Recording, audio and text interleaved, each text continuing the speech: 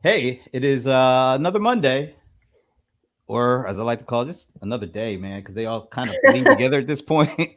But hey, this is Brent Leary, and yes, you are back on the BBC, not that BBC, the Brent Broadcasting Channel. That's what I like to call this stuff. So, as usual, I come prepared to have a great conversation with great guests. And Susan Marshall is that guest today. She is the CEO and founder of Torchlite, and I want to make sure I read this right. The freelance marketplace for all your Salesforce needs, right on the front homepage there, Susan. That is right. That is pretty clear what we do. So if you need help with Salesforce, we have freelancers that are certified and can help.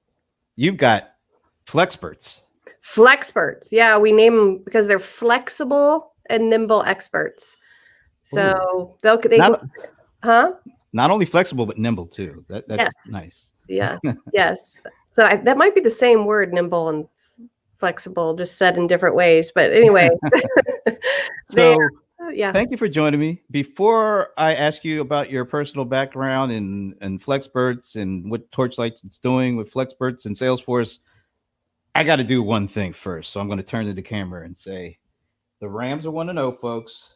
Oh, wow. The Rams are 1-0. We are undefeated, and I can just take pride in saying that now because I don't know what will happen after next week. So right. I'm living the dream right now. The Rams are in first place. Okay, I just had to get that out of the way. All right, Susan. Good for you. So tell me a little bit of your personal background, because I saw where you used to work at some big heavy hitters like Adobe and Salesforce and Apple and all that good stuff.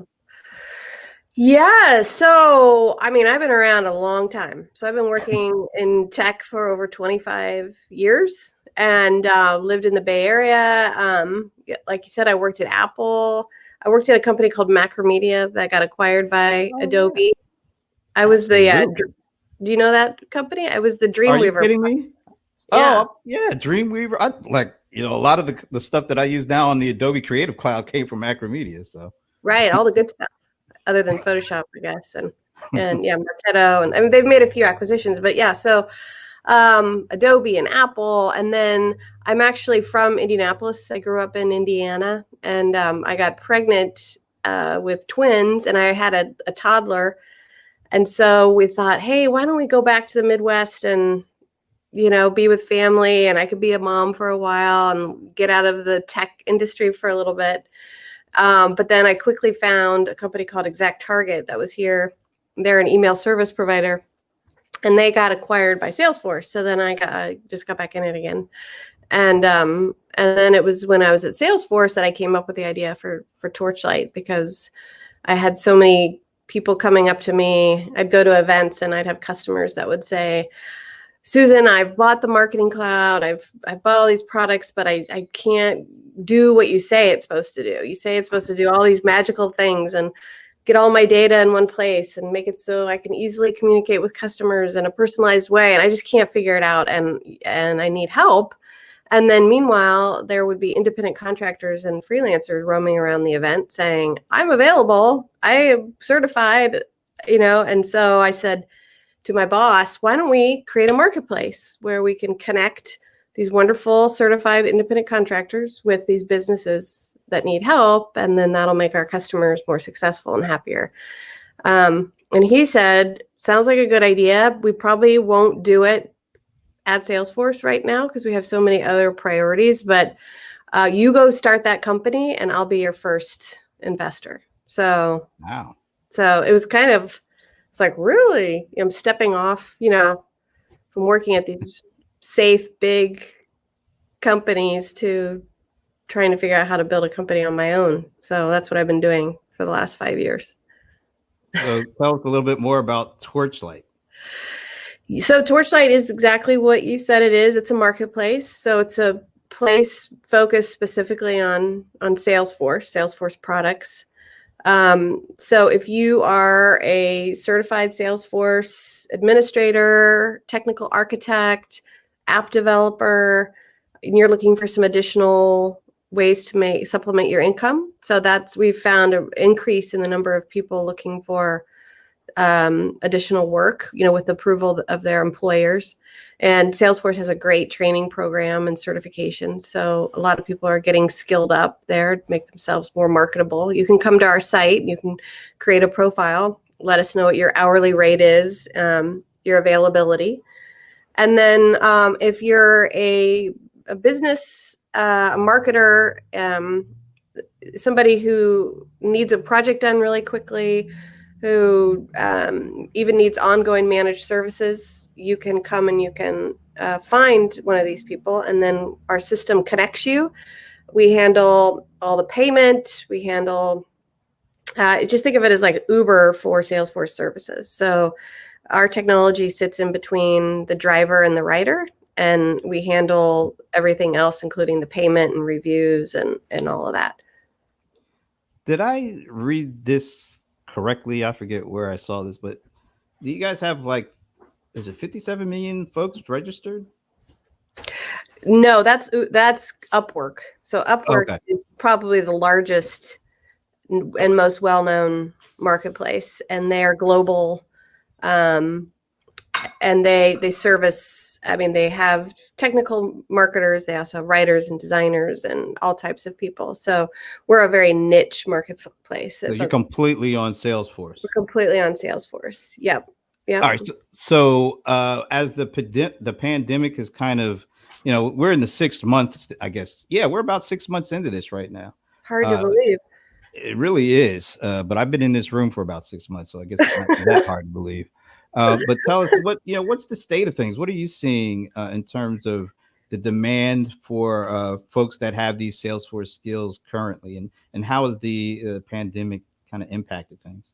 Yeah, that's a great question. I wasn't sure what was going to happen. Just like all of us, if it was going to have a negative or positive impact on the business. But overall positive. We did lose some clients who just either went out of business or just budgets were slashed. So that had some impact on us. But for the most part, we're seeing an increase in demand for freelancers. And I think it's largely because, there's a hiring freeze. So companies, can't hire people like they were, but they still need to get work done. And so they can take, usually, what's called program dollars that they would spend on advertising or something else, and they can move that over to hire contractors to help them. So increase in demand. And, it's less risky to hire a contractor because, you don't have to necessarily commit to 2-3 years of their services. And then we're also seeing an increase in demand on the supply side, more freelancers coming to the platform because they're trying to, again, supplement their income because they don't know what might happen to their positions. So they want to be smart about that. And also diversify their skills and their capabilities. So we have one freelancer who is a director of marketing, but decided to go and get their technical certification on Marketing Cloud, so that not only can they, they understand the strategy and the messaging and maybe even how to manage teams, but now have more technical skills, and and they're trying that on as independent contractors. So overall, a lift on both sides. It's been good for our, and I think that people are looking, we're looking at the world differently now. Like we're not all going to be in the office. The way we work with and manage people is going to be different, I think, going forward. And so these online platforms like ours that connect people and allow them to collaborate online are really important right now. So I think we're well positioned. People just need to know more about us. There it is. Well, maybe, hopefully this will help. Hopefully, yeah, for sure. So you mentioned Salesforce, and a lot of they have a really great training program with Trailhead and all the different certification kind of things that they have. How do you integrate with that in order to, I don't know if there's like a pretty big certification process to become a Flexpert on Salesforce and Torchlite? Mm-hmm. How is it integrated into the Trailhead certifications, that that these guys aren't just saying stuff, but they've Right. got the certifications to back it up. How do you go about certifying the Flexperts? Yes, good question. So they are, so we have several different products that we support. So if you're looking for an expert on Salesforce Essentials, which is their small business product, you'll log on and you'll likely get matched with somebody who is handpicked by Salesforce. So these advisors Salesforce is the largest investor in our company. And so the advisors that are on this marketplace and who are certified specifically on Essentials have been handpicked by them. And so that means that their certification has been verified. They know for a fact that they're technically certified, but they also interview them for their soft skills. So, if you're going to be interacting with a customer, do you follow up? Do you ask the right questions? Are you reliable? Those kinds of things. So those are just as important as their technical capabilities. So, and you also have a way to kind of track their actual experience, not just, they got great certs, because there's a term back in the day when I was a developer, it's called a paper certification, paper certified, paper MCSEs. So they take all the great tests, but had zero experience, hands-on experience. How do you make sure that those Flexperts, they got the credential, but do they have the experience to go along with it? We do that just like you would interview a full-time employee. So they give us references. We follow up on those. We make sure that who they are is who they say they are. And 9.9% of the time, everyone's being honest. I mean, it's so easy now to be able to check to see if people are actually who they say they are and if the work is as good as they say it is. So we do that follow-up. We also have reviews and ratings within the system on both sides. So after a project is done, or even during a project, a customer can rate the freelancer's work, and vice versa, which I think is good too. And then we have some governance over the project. So we have customer success representatives who log in regularly. They check to see how the status of the project's going. And if something goes sideways, then they can swap experts in and out to make sure that everything goes well for everybody. So, I mean, people are human though. And just to be completely transparent, sometimes things do go sideways and people don't work out well together because of different personalities or expectations. So that's part of the service that we offer too, is just try to mitigate that as best we can.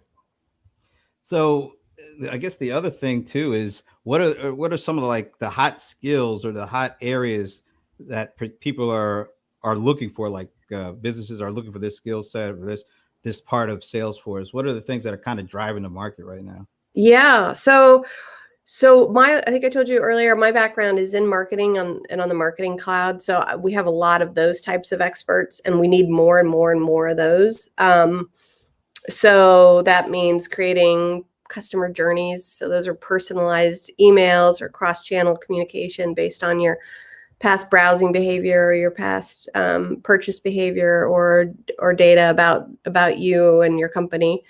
So we need a lot of marketing cloud experts. We also, Salesforce is selling a lot of a product called Datarama, which is an analytics tool, and a lot of requests for that. And I just got off the phone with a freelancer who just got his 3rd certification on Datarama, and I will be able to put him to work right away because there's such a demand for that. So, and again, Salesforce and Datarama have these great certifications. So if you're at home and you have extra time and you're climbing up against the wall because you can't go to your concert or go to a restaurant, maybe go get your Datarama certification, and learn something new and make some extra money. That's definitely, and Evergage is another product that they acquired. Yeah. Their marketing kind of orchestration stuff. Yeah, like on-site personalization. So, and if you're like me, that's kind of nerdy. I like those products anyway. I think they're fun to learn. And like I said, if you have time to do it, now it's a good time, as long as your Rams aren't playing. Good to know. So let's talk a little bit about like the SMBs, the Yeah, folks who are pretty much got hit the hardest so far with this thing, and may have had to let some employees go, which might mean some real important expertise might have walked out the door. yeah, Folks that, yeah. So how are they faring, and how are they utilizing Torchlight? And particularly, I think, like you were saying, the Salesforce Essentials, that's right up the SMB alley. So how yeah. are you seeing the actual SMBs leverage Torchlight and in this particular time? Yeah, so Salesforce has been great, and they've been very sensitive to what's happening in the SMB market and some of the real losses that people have experienced. So they put together a program that we are managing, which allows a small business owner to go to Torchlight and to get 2 hours of free consulting on essentials. So they just use a coupon code and they go in and they can get $500,000 worth of work for free that Salesforce is supplementing. So they realize that a small business owner wears multiple hats. They're trying to run their business, manage teams, create the product, service customers, handle back office things. And so they can't be a CRM expert, and that's okay. I mean, I think small businesses try to do everything, and they need to be a little bit more opportunistic, especially now. What are they good at? What should they outsource? And in this case, Salesforce has made it either free or affordable for them to go and get a Salesforce Essentials certified expert to help them, migrate their data. Like, I hate to think of a small business owner up at 2 a.m., struggling and stressed out and trying to enter in all their data into their CRM and figure out what the dashboard should be, and just like pulling their hair out, when there's somebody there that they can do that either for free or less than $1,000, help them get it going. It's money well spent. So how would an SAB new to this whole area of hiring a flexpert, how would they go about getting started? What would the first steps be? They can go to torchlite.com. It's TORCHLITE, and they can go hire a flexpert. And you can see it on our website. They can either select what's called a playbook. So really, those playbooks are just prepackaged services. So one playbook is getting all your data into the system. One playbook is configuring your reporting and dashboards. So they can select one of those, and then we'll match them with that expert. Or they can just say, I just need help. I don't know what I need exactly, but just give me somebody to help me for a couple hours. And so we'll match them to somebody just by them filling out the little wizard of what they're looking for. I guess there's some way that is it like pay as you go or pay after the task is complete? How does that work? For the playbooks, we designed those so that it'd be very clear and transparent what you're paying for and what you get. So there's a price in the playbook. They range between like $345 and $500, so really affordable. And you can go and you put down a down payment before the project gets started, just to show you're committed, and for the expert to take the time to actually connect with you. That down payment is as $100, and then once the project is complete, then those funds are released to the freelancer. Yeah, that's the flip side. So, well, maybe I'll ask this before I go to the flip side. All right. So, what are some of the things? Let's say that there are folks who are used to using marketplaces and hiring freelancers. Is there anything unique or different that they should know about when it comes to what you guys do compared to kind of the general lay of the land for marketplaces? Yeah, I mean, we're very niche. We are very focused on Salesforce products and also content creation related to that. So if you need a writer or designer who can write or design an email, for example, we have those kinds of people. So the fact that we're very focused on Salesforce is one. The fact that we have a close partnership with them means you're going to get the best experts, and they're highly accountable. And there's not 57 million of them. We have less than 1,000 of them. So, and it's a community, and we sort of we take care of each other. So it's small, it's niche. And then we also have the playbook concept. So one of my goals in starting the company was to make sure, as best as possible, the freelancers knew how much money they were getting, and the business knew exactly how much it was going to cost and how long it was going to take and what they were going to get at the end of it. So, a lot of these are open-ended. You're connecting with somebody who's maybe not as closely vetted. We only accept 4% of the people who apply to the marketplace. So it's more controlled and transparent and very focused on sales and marketing technology.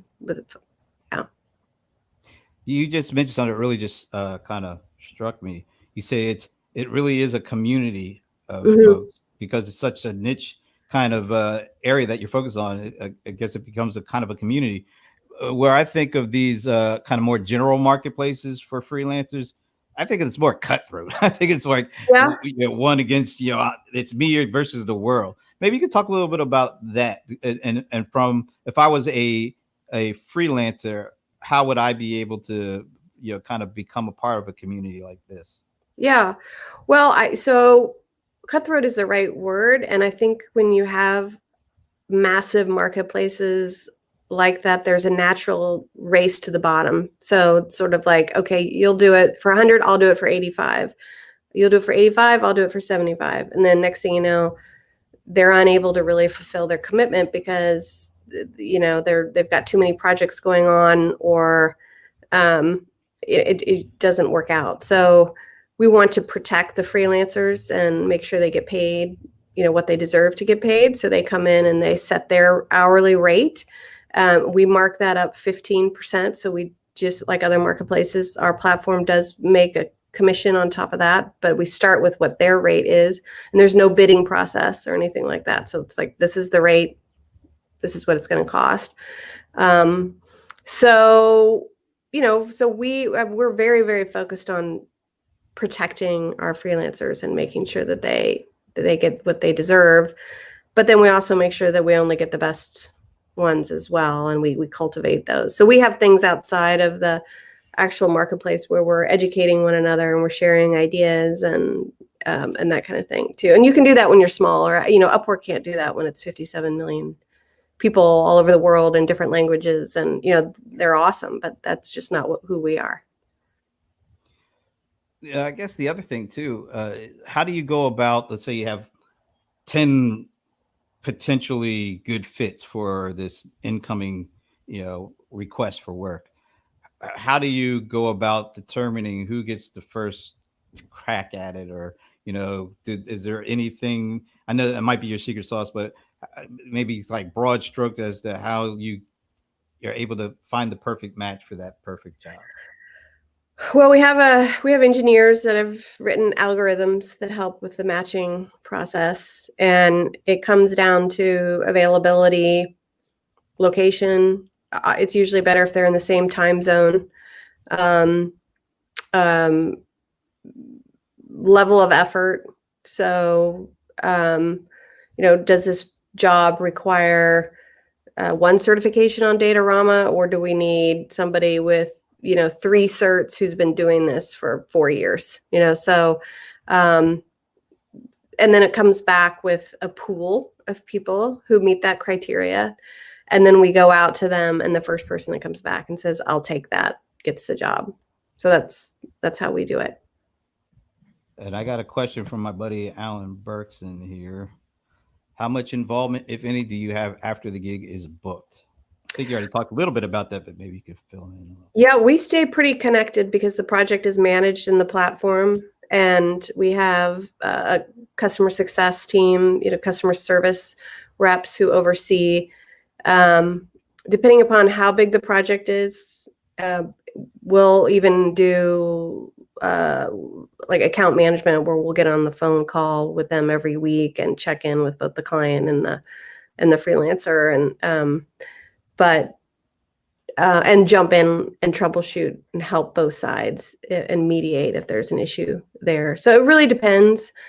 For the most part, we get it kicked off, and we're more hands-on in the beginning, and then a relationship builds between the freelancer and the customer, and we just sort of oversee it and step in when necessary. what's the relationship between you and Salesforce as this marketplace grows? What kind of things do you do to stay connected? I think you said Salesforce actually has a bit of an investment in what you guys are at Yep, Torchlight. they're our largest investor. So they realize, so they have a great partner ecosystem, small business partners up to Deloitte and Accenture and big companies like that. But recognize the need for a marketplace, which is a different way of helping their customers.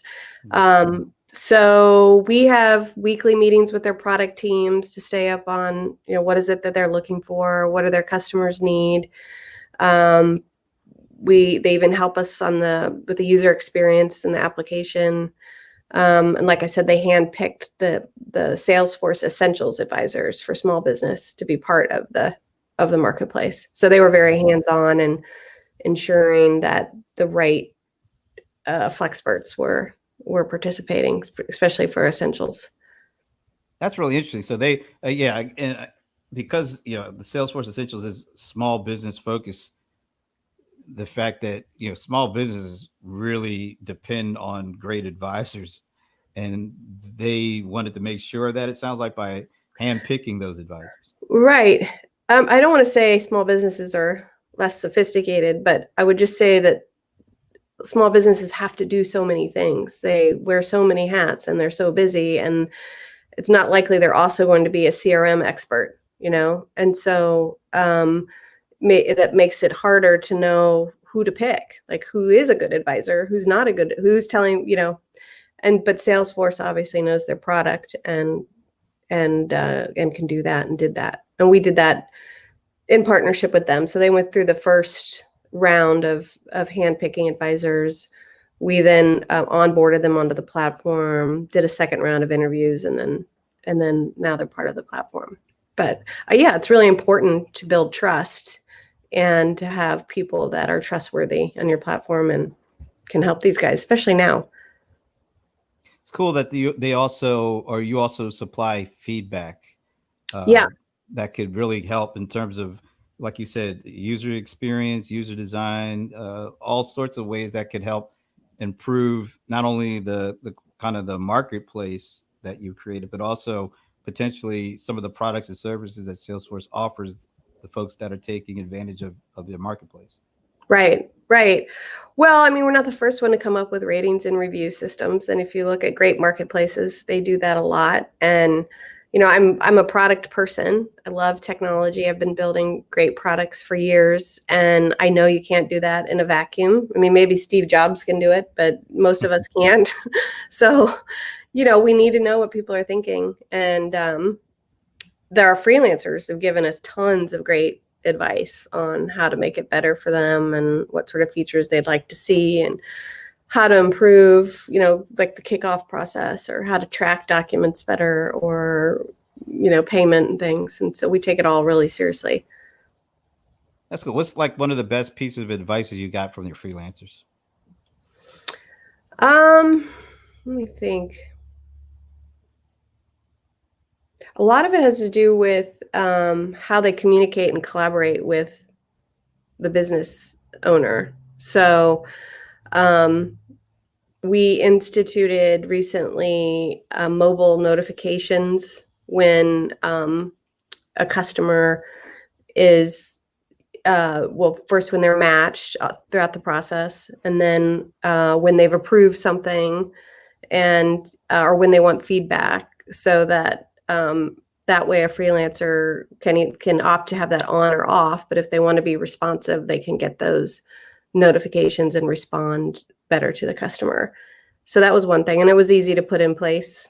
And a lot of, and then one time, and some of these things seem so obvious, and then, but when they tell you, you're like, oh gosh, we should have done that in the beginning. We have playbooks that are just project based. So, $500 to get your data in, and the project's done, and you get paid.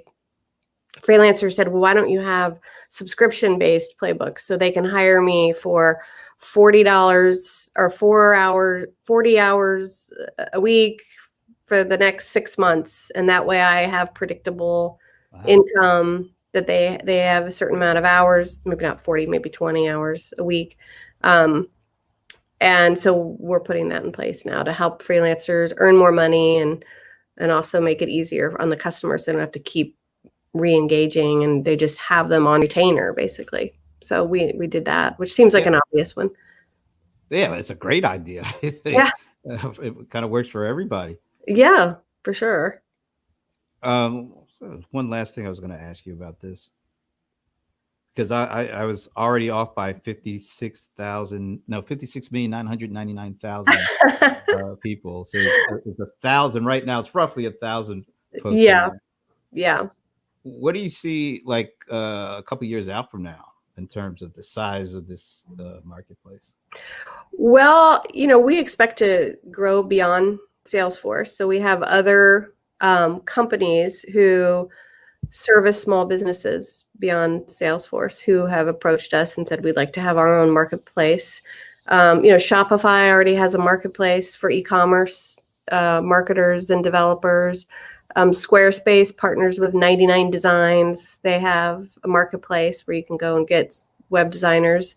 So Salesforce is a great company. A lot of people like to follow in their footsteps. They've done a lot of things really well, and this is one of them. So I would expect to see us grow beyond Salesforce, but within the ecosystem, serving small businesses who want access to certified flexperts. Gotta love Flexpert. And if you are a vendor that's looking at the possibility of creating a marketplace and to help their customers, what are the first couple of things that they should really focus in on and be aware of? Yeah. Well, for any marketplace, you need a very robust supply and demand. So we have to have people who are certified on your platform and are ready and willing to take on gigs. And you want to make sure that you probably have an existing services group internally. You probably already have a channel that services your customers. So you want to make sure this is complementary to your existing support channels, which it is. Independent contractors can support agencies. They can fill gaps on teams. So it's not really competitive. It's complementary typically. So if you're thinking about having a marketplace and you're a big company, big SaaS company that serves small businesses, we need to make sure that we have certified experts who can service them. And there's lots of certification programs, but that has to be in place. And then there needs to be a need on the brand side, and you want to make sure that's not going to somehow compete or conflict with your existing services channels. Is what I typically tell people. And in the end, what does success look like for both the vendor but also the Flexperts? Well, in the end, I mean, the whole mission and the whole reason I started this was to just help customers be more successful. They're all size companies are just overloaded with technology, and there's so many choices. And especially if you just look at marketing technology, there's like over 9,000 different tools, and people are trying to make them all work together. And it's super frustrating. And when I was sitting on that side, I could feel that stress. And so success is servicing customers in a better way so that they can get more out of their technology, right? And then actually reach the goals that these tools are promised that they would do, which was, increase customer connections and drive more revenue and give you more visibility into what's happening with your customers, all those kinds of things. And all of that's possible with the technology. We have such great tools now, but it's just a lot, and you need help, and people need help. And there's lots of ways to do that, and a marketplace can help. And then on the supply side, give these Flexperts a way to showcase their skills and make additional money and prosper and grow. So it's exciting for me to create an environment where people can be successful and make more money and and collaborate with one another. So if I'm a flexpert, well, let's say I'm somebody who has the skills, Uh-huh. that hot skills, let's say, but I have not done anything with the Torchlight community yet, but I'm ready and I'm ready to sign up. How quickly could that person potentially get put to work?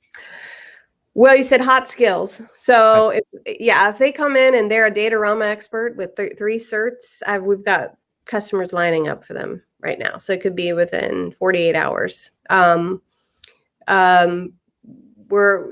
We need to get better at communicating what skills are hot in the moment and what we're looking for so that we can get more of those experts signing up. But we match people pretty quickly if they have skills that are in high demand. And analytics seems to be hot right now. People are really trying to understand their customers and their data and be smarter about how to communicate with them, because they only have so many time. People are fatigued by emails and messages, and so smart marketers are trying to be very personalized and thoughtful about how they talk to them, and analytics and data helps with that. So those types of skills are in high demand. And even during the pandemic, it seems like things have kind of progressed. Would it be fair to say kind of rather smoothly For us? For you guys? Yeah. Yeah, I mean, for sure, because of our model and because work still needs to get done. It's just going to be done in a different way, and people are more open to working with contractors than ever before, because they don't have all the hiring power that they used to have, because people are uncertain about what the future will bring. We're seeing quite a bit of growth and demand for our talent, and we're also getting people extra work and helping them get more money in their pockets, which is really good. Last question. I think I said that 4 times already. This is the last one. Okay. Because with the pandemic, we've seen a lot of things change, and we see things that were starting to go in a certain direction, accelerate in that direction. So do you see kind of the move to more of a Flexpert kind of work model? Do you think that will kind of take place after we're past the pandemic? Well, it's been growing considerably for the last, I don't know, since I started, so over 5 years. So we've seen, I think there's over 57 million freelancers. Maybe that's what you were thinking about in the United States alone. 57 million people are freelancing, and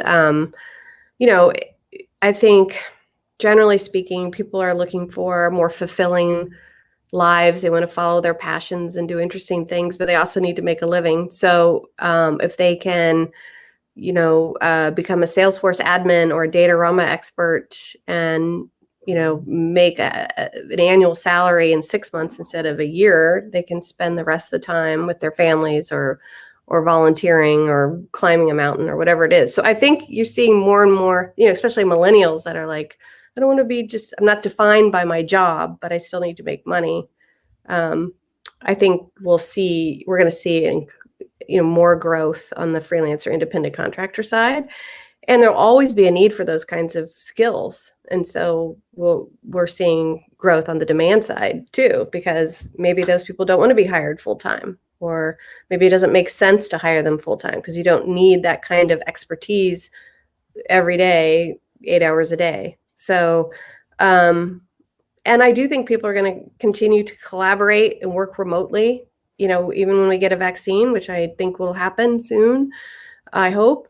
We've learned that we can trust people, and look at us, we're Zooming or whatever technology we're using right now, and it works fine, and I feel like I know you, and you can still feel connected to people, even though we're not sitting in the same room. So I'm bullish. I think that we'll see more and more demand for contractors and online collaboration tools like ours.